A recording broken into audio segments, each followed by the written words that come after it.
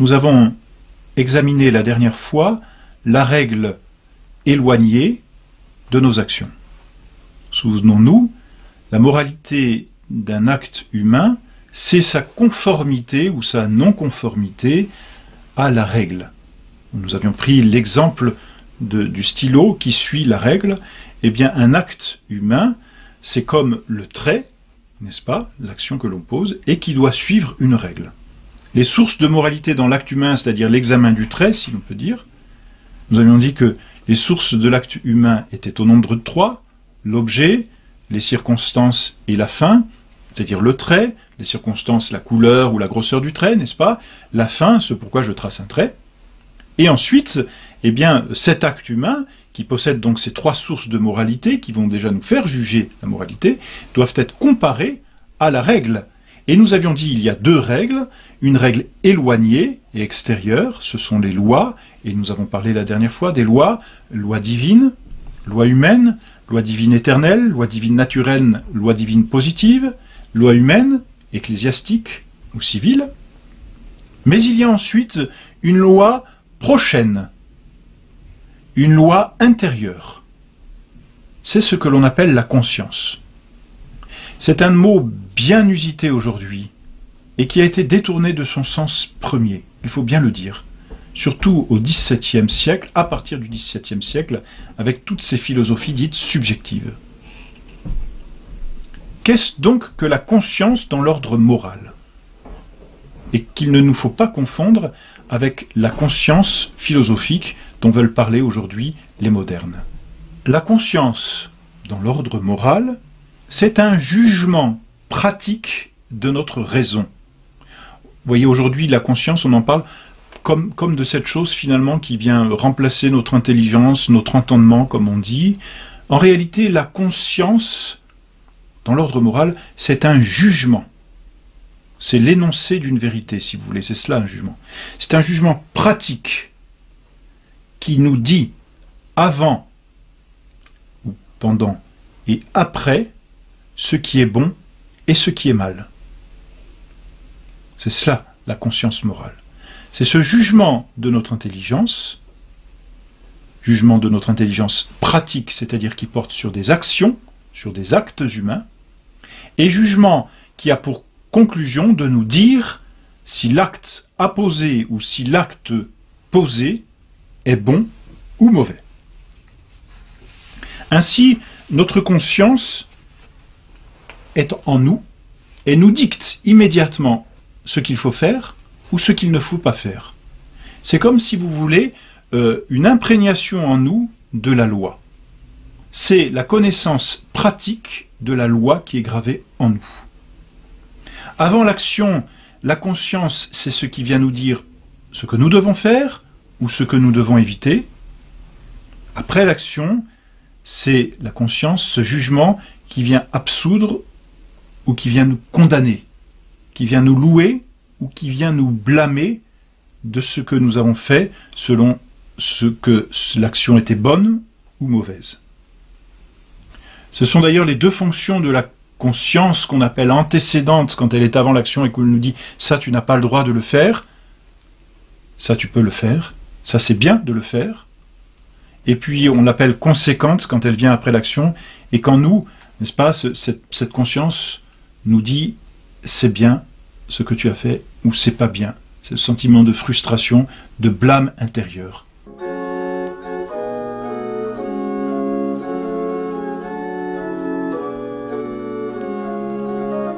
Cette conscience, finalement, elle est accompagnée de ce sentiment d'amour du bien et de haine du mal, au fond. Et puis de satisfaction et de remords, voyez. C'est ce qui va avec la conscience. Alors, on divise la conscience, et c'est un moment difficile parce que, comme elle est règle prochaine de nos actions, on va dire, eh bien, puisque la conscience est règle, il faut toujours suivre sa conscience. Et c'est vrai, puisque la conscience est règle de nos actions, de la même façon que le crayon doit suivre la règle, de la même façon, nos actions doivent suivre notre conscience, si elle est règle. C'est entendu, et c'est vrai. Nos actions doivent suivre notre conscience. Mais attention, quand on a dit cela, on n'a pas tout dit. Ou plutôt, il y a beaucoup de choses qui sont sous-entendues. Souvenons-nous, il y a deux règles d'agir à l'homme. Une qui est extérieure et une qui est intérieure. Et ces deux règles ne sont pas sans rapport, bien au contraire. Elles sont en rapport l'une de l'autre. C'est-à-dire que la conscience n'est que, si l'on peut dire, l'imprégnation en nous, de façon intérieure, d'une loi qui est extérieure à nous. Mais la loi qui est extérieure à nous, eh bien, n'est pas sans rapport avec la conscience, puisque justement, elle se manifeste à nous dans la conscience. La conscience, on peut dire, ce jugement pratique, c'est comme la conclusion d'un raisonnement que l'on se fait.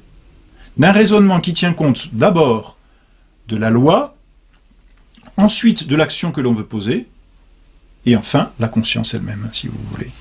La loi extérieure va nous dire, il n'est pas permis de voler, c'est-à-dire, il n'est pas permis de garder, par devers soi, une chose qui ne nous appartient pas, une chose qui appartient à autrui. C'est un vol. Ça, c'est la loi extérieure. Ensuite, donc ça, c'est la règle extérieure. Ensuite, il y a cette chose que je possède et qui n'est pas à moi. Et enfin, que fait la conscience? Elle nous dit, je dois rendre cette chose. Je n'ai pas le droit de la garder. On voit par là comment la conscience est vraiment la conclusion d'un raisonnement dont la première partie du raisonnement est la loi extérieure. Et on voit par là qu'il y a un lien nécessaire entre, d'une part, la conscience et la règle extérieure. C'est pourquoi, quand on dit qu'il faut suivre sa conscience, on sous-entend qu'il faut suivre aussi la règle extérieure, et qu'il faut suivre les préceptes de la loi naturelle. Il ne suffit pas de dire chacun sa conscience pour dire que finalement la moralité est une affaire purement personnelle et subjective. Pas du tout. On dit chacun sa conscience et la moralité reste objective. Pourquoi? Parce que la conscience, c'est le jugement pratique, concret, mais qui découle d'une loi qui est universelle, immuable et absolue. Donc quand on dit il faut suivre sa conscience, on le dit aussi, il faut suivre la règle, la loi naturelle. Et on sous-entend, il faut former sa conscience, c'est-à-dire apprendre à sa conscience à bien découler des lois qui lui sont extérieures. Du reste, on voit bien dans l'enfance, n'est-ce pas, pour reprendre le cas de l'enfant qui ment, sa conscience, qui est personnelle à ce moment-là parce qu'elle est concrète, elle n'est pas subjective, elle est objective. Par exemple, l'enfant qui ment, eh bien, il sent qu'il y a une loi extérieure qui lui dit « il ne faut pas mentir ». Et avant même de poser son mensonge, s'il a envie de mentir, parce qu'il ne veut pas se faire punir, tout simplement, donc par crainte, l'enfant a en lui cette voix qui lui dit « il ne faut pas mentir ». Ça, c'est la loi extérieure.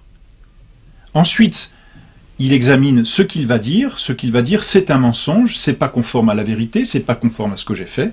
Mon père me demande si c'est moi qui ai cassé tel objet.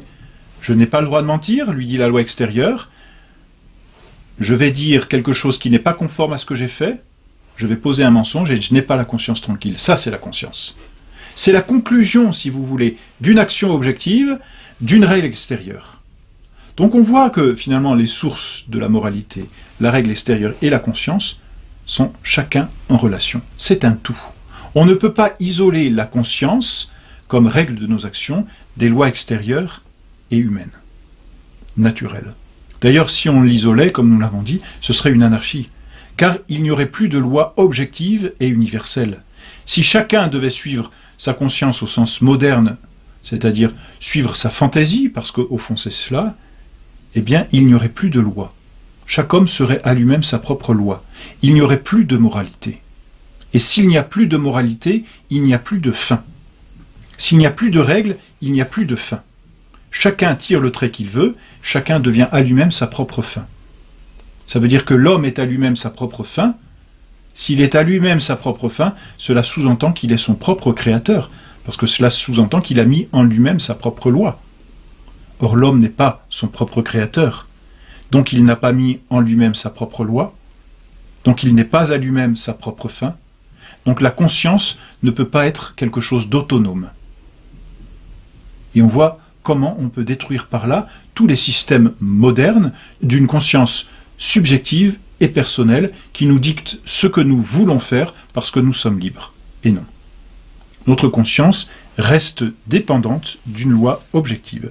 Voilà pourquoi nous devons régler, c'est-à-dire former notre conscience petit à petit en fonction de la loi éternelle, en fonction de la loi naturelle, en fonction de la loi divine, positive, et même en fonction des lois humaines, ecclésiastiques et civiles, en tant qu'elles sont bonnes, c'est-à-dire en tant que ces mêmes lois promulguées par l'autorité humaine sont bien sûr dépendantes des lois éternelles et divines, parce que c'est Dieu qui a donné à l'homme le pouvoir de promulguer des lois, donc l'homme reste dépendant de Dieu dans sa capacité à promulguer des lois, donc il doit faire dépendre les lois qu'il promulgue, humaines, civiles et humaines ecclésiastiques, par rapport à Dieu. Donc en fait, tout dépend et de la loi naturelle et de la loi divine éternelle. Voilà pourquoi même notre conscience doit être formée selon ces lois. Ainsi, la conscience est en nous la règle prochaine, en ce qu'elle est un jugement pratique, c'est-à-dire concret, sur l'action que je vais ou que j'ai posée. Mais elle n'est pas une loi absolue, c'est-à-dire une loi qui serait immuable et universelle, parce qu'elle est un jugement pratique et non pas un jugement universel. Il faut donc suivre sa conscience, mais cela sous-entend qu'il faut former sa conscience, et à ce moment-là, elle est véritablement règle de nos actions.